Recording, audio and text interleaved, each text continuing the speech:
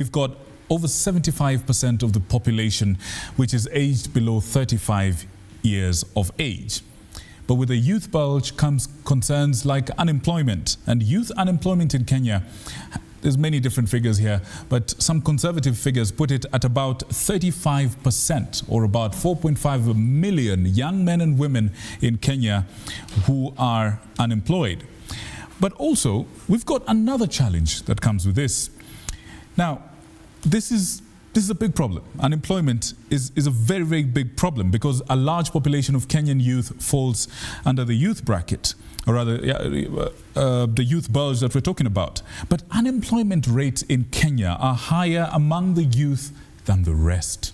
First, of course, we're talking about 10 to 11% overall unemployment rate. But for the youth in particular, it's worrying. Worrying, and it's even worse among women who are disproportionately represented.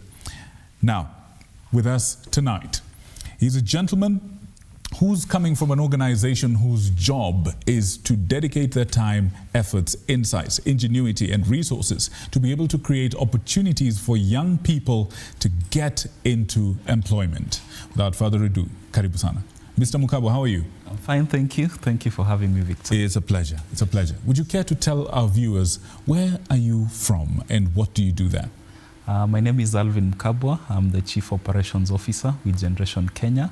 And Generation is a youth education to employment program whose mission is to transform education to employment systems to be able to prepare, place and support young people into meaningful employment that will otherwise be inaccessible. Right. Yeah.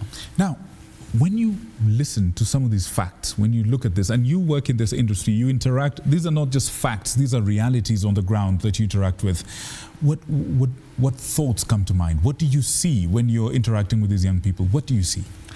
One, we have to all admit that the problem of youth unemployment is a big problem, and it's multifaceted because on one hand we have a skills mismatch issue. On the other hand, we have economic barriers, we have social barriers. We have young people who on one hand have skills but they can't find a job that matches their skills. On the other hand, we have jobs and there are no young people with the right skills. So I think it's a big problem, and there are different approaches and different players who come in to support. But for us at Generation, we now narrow down to solve this problem of skills mismatch.